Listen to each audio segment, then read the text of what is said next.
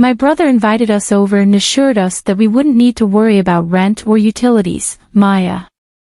I work in the finance sector. My husband, who I'll call Charlie, is a car mechanic. We live in my childhood home. By childhood home, I don't mean that my parents live there.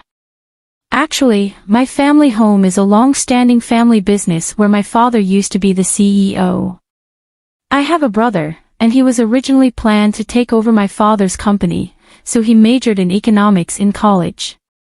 On top of that, my talented brother studied abroad at Oxford University, learned more about business management, returned to the United States, and worked with my father for several years. Eventually, my parents wanted to enjoy their retirement and moved to a place like Aspen, Colorado, seeming to enjoy their relaxed life surrounded by nature. Since my brother was given the company in return, my parents passed down the family home to me, their daughter, and I decided to live there with my husband. The house is conveniently located with excellent access to public transportation, less than a 5-minute walk from the train station. Commercial facilities, hospitals, and schools are also within walking distance. Considering the future when our children leave the nest, we will be able to live comfortably. So, in that sense, I am grateful that my parents gave me this house. We were planning on expanding our family and living happily, but we never thought that our life would come to a sudden end because of such an incident. After moving into this house, my mother-in-law started to visit frequently. Knowing that my parents run a business, my mother-in-law often asks about money. Since we got married, "Hey Maya, how many assets do your parents have? When your parents pass away, how much will you inherit?" she often asks. She often talks about these things, and I couldn't help but think that she was rather distasteful. I didn't want to be too blunt, so I replied, I wonder how much. I've never really thought about it, so I don't know. I've already received the house, so I might not get any money. Although I laughed and responded lightly, she said, "That can't be true, can it? Your parents are over 60. You never know what might happen. They must have discussed their assets with you." She seemed to be so interested in the asset discussion that at that moment, I was convinced that she was counting on my parents' wealth. I already know how much I will receive, but I decided to keep silent, thinking it would be better not to tell my mother-in-law or my husband, who is close to her. However, an unthinkable incident occurred after this. Suddenly, without any notice, my mother-in-law and my brother-in-law's family moved into our house around 8 a.m. on a holiday. The doorbell rang unexpectedly, and when I opened the door, there were movers. "Huh? Why are the movers here, as?" I was surprised and confused. My mother-in-law and my brother-in-law's family arrived and said, "We're going to be living here from today, so please take care of us." When I saw their grinning faces, I got chills down my spine. Just then, my husband woke up, and when I asked him to explain the situation, he said nonchalantly, "What's the problem if Mom and the others move into this house? It's so spacious, so you should be able to spare some room." He spoke as if it was only natural to give them some space. I was surprised enough that we were living together, but then my sister-in-law said something even more outrageous. We were invited by a brother, Maya, since he called us. "We're not going to pay any rent or utilities, so we're counting on you, Maya." About my brother-in-law, he intruded into various rooms without permission and said, "This room has good sunlight, so give it to us, Charlie. Move all the stuff in here out to the hallway." I felt dizzy at this exchange. This is my house, but they are opening rooms here and there, trying to use them as their own. My mother-in-law and sister-in-law's family have been lacking common sense for a while, especially my sister-in-law, who had rummaged through my bag without permission before. If things continue like this, they'll take over my room. Enough is enough. This is my house. Why are you acting like you own this place? I've had it. I want everyone to get out. I normally don't lose my cool or raise my voice in anger, but having these people move into the house my parents gave me without permission and treating it like it was theirs was something I could not stand. That's why I lost control of my emotions and shouted at all three of them. But then something unexpected happened. "How dare you talk to us like that? You're the one who should get out." The moment those words were spoken, I felt a severe pain in my cheek. Wait, did I get slapped? I realized what had happened a few seconds after being hit. I was stunned. I couldn't believe what had happened, and all that was left was a throbbing pain in my cheek. At that moment, I felt something snap inside me. It goes without saying, I can't live with people who would do something like this, but this house is mine. I don't want them living here like parasites. I packed up my things to leave the house, intending to inform my family about this. I had to find a place far away from home, so I rented a monthly apartment for the time being. From there, I would have to commute to work. The moment I told my parents about it over the phone, I could tell they were furious, even through the phone, especially my dad. He is very doting and has always adored me and my brother. He was a strict CEO, but as a father, he was always kind and quick to help when we were in trouble. I didn't want to involve my parents, who were just about to retire, in something like this, but I was forced to because my inherited house was being taken away from me while I was living in the monthly apartment. I was sure, though my husband and his family were freely using my house, so I decided to do something that my brother and father suggested. A few days later, I checked my phone during my break and found dozens of missed calls and messages from my husband. Well, I knew why he was calling. I had called the water company and the electric company to cut off the utilities.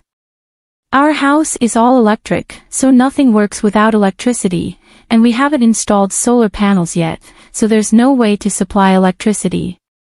It's very hot right now, so it must be pretty tough without electricity and water. The calls from my husband were probably to do something about it. Just as I was about to ignore it, my husband called again, timing it perfectly with my break. "Hey, what's going on? There's no electricity, and the water isn't working. You stopped the electricity and water, didn't you?" I could clearly imagine the panic state my husband was in from his voice over the phone. The house is mine, so now that I'm gone, there's no way I can leave the electricity and water on, right? That's why I had it cut off. If I left the utilities on, I would have to pay the bills even though I'm not living there. I can't accept that. So naturally, I had it cut off. At this, my husband was furious and demanded that I renewed the contract immediately. Just because he says to renew it doesn't mean I'm going to say, "Okay, I understand." If they want to renew it, they should do it with their own money. But whenever it comes to this, they always say things like, "It's your house, so you should pay." So their words and actions don't match. Anyway, I have no intention of renewing the contract or paying. If you don't like it, then get out of the house right away. After saying only that, I hung up the phone because my break was ending.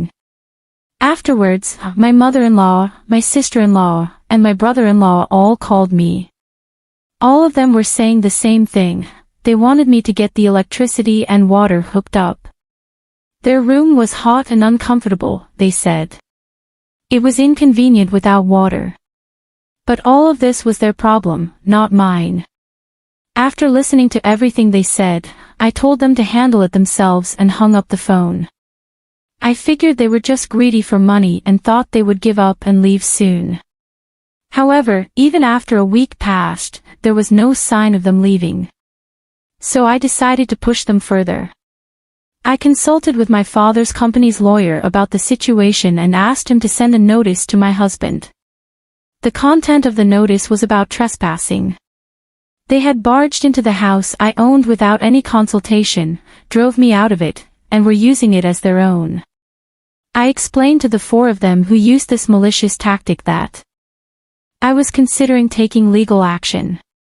Hey, what's going on? Why did I get such a document from a lawyer? Was it necessary to go this far? My husband, who seemed panicked and not expecting me to go this far, came to me for a settlement.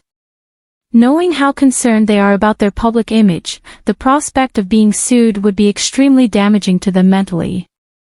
They definitely want to avoid dealing with a lawyer at all costs, but they don't want to give up their current lifestyle, so they're probably scheming to persuade me to let them continue their current lifestyle. I can see through what my husband is thinking, like it's in the palm of my hand. That said, there's no way I can listen to what they have to say, so I didn't comply with my husband. At this, my husband finally exploded in anger, forgetting that he was at work, and yelled at me loudly, "Cut it out. Are you getting carried away just because we're a little underhanded? Doesn't mean you can act so high and mighty. Go back to how things were right now and drop the lawyer." Even though he yelled in anger, it didn't affect me at all. On the contrary, I was annoyed by his phone call, thinking, who do you think you are taking over someone else's house? No matter what you say or shout at me, my feelings won't change. If you continue to squat there, I will take legal action. You better think hard before you act. Over the phone, my husband was still shrieking, but I ignored him and hung up the phone. This is a waste of time, and I've already talked to my lawyer about divorce. When I got home, I had received calls from my mother-in-law and sister-in-law, but I knew they were just going to talk about settling the matter. I didn't want to waste any more time, so I blocked their numbers to prevent further calls. After that, my prideful husband's family couldn't bear the idea of being sued, so they packed their bags and vacated the house. Then the lawyer intervened, and the divorce negotiations proceeded smoothly. I also had a house cleaning service come in, and finally, I was able to return to my sparkling clean house. Living apart from my husband's family and then a monthly rental was comfortable, but of course, living in my own home is the best. The house is pretty worn down in some places, so I need to consider renovating soon. I consulted with my father, and he introduced me to a good contractor, so I started consulting about the renovation. Living alone is really comfortable. I'm not bound by anyone. I can lie around on the sofa without getting scolded. I can eat whatever I want without anyone saying anything. And while I was enjoying my current life, I received a contact from my ex-husband for the first time in 3 months. At first, I didn't answer the phone. Because I didn't recognize the number, but when the call kept coming from the same number, I thought it might be from a contractor, so I reluctantly answered the phone. However, as soon as I recognized the voice, my mood was completely ruined. It was from my ex-husband, whom I had divorced 3 months ago. I had already divorced him with the intervention of a lawyer. We even made a promise never to approach each other again. So what on earth does he want now? And changing his phone number just to call me is strange, no matter how you look at it. We promised through our lawyer not to see or contact each other again. There's nothing left for us to talk about, so please don't contact me anymore. Right as I was about to hang up the phone, he said, "Hold on a minute, please. I just need you to listen just for a little while. I'm begging you." With that, he started yapping without any permission from me. Apparently, my ex-husband's company is facing a serious financial crisis, and it's decided that his salary will be reduced. My mother-in-law's health is not good, and she is unable to work. My sister-in-law and her husband can't contribute to the living expenses since he isn't working a steady job. My sister-in-law is working multiple part-time jobs, but most of her paycheck is being used to pay off the debt that my brother-in-law made. The situation was desperate as my ex-husband was trying hard to make ends meet, but with his salary getting cut, it will become increasingly difficult to survive. Well, hearing all that, I couldn't think of anything but, okay, is that so? Because they intruded into my house without my permission, did whatever they pleased, and then tried to kick me out, it's simply unbelievable. I feel nothing for the people who did such a thing, and I have no sympathy for them. Even if you tell me these things, it doesn't solve anything. It's your family, you should deal with it yourself. There's nothing I can do about it. At my words, my ex-husband started to panic even more. Don't say things like that. We're in serious trouble. We won't even be able to pay the rent for the apartment, and we'll be struggling for food tomorrow. Hey, we used to be a family, right? Please help us, he pleaded in a voice close to crying. But I was not convinced. When I was in trouble, he did nothing to help, and he looked down on me along with my mother-in-law. Just like my mother-in-law, my sister-in-law and my brother-in-law have also always looked down on me. They insulted me for my plain appearance or my old-fashioned way of thinking. They told me not to come around because they said I was so stiff and outdated that it was rubbing off on them. And they didn't care how hurt I was. As for my mother-in-law, she not only made things worse, but she also pushed me to have a baby as soon as possible, forced strange herbal medicines on me, made unnecessary doctor's appointments, and told all the neighbors that I was a barren wife. Looking back, there wasn't a single good thing about my marriage. My ex-husband, who used to be so kind before we got married, started to become my mother-in-law's puppet after the wedding. The first day my mother-in-law stormed into our house, I was out because I had an appointment. Apparently, my mother-in-law was upset by this and cried to my husband, I wanted to see Maya, but she wasn't there. I want to be friends with Maya. I'm sad. After hearing his mother cry, my ex-husband yelled at me without listening to my side of the story. She said that she wanted to get along, but all she ever did when we met was badmouth me. My son seems to have lost weight recently. Is it because your cooking is so bad that he can't eat properly? She said things like this loudly whether we were at home or outside, so there was no way we could get along. My sister-in-law and brother-in-law also joined in, laughing at me. I can't help people who act like this anymore. No matter what you say, my feelings won't change. I can't help you guys, so I'm going to hang up now, and don't ever contact me again. With that, I finally hung up the phone and blocked the new number. Knowing my ex-husband, he might change his number and try to contact me again, so I decided to change my phone number at the store over the weekend. But before that, those four took action. They broke the promise of the lawyer and suddenly came to my house at 11 p.m. Open up. Let us in and take care of us. We're family, you should help us. They were banging on the door, yelling without considering the time. Hey, what's the matter at this hour? Please go back home, as it's causing a nuisance to the neighbors.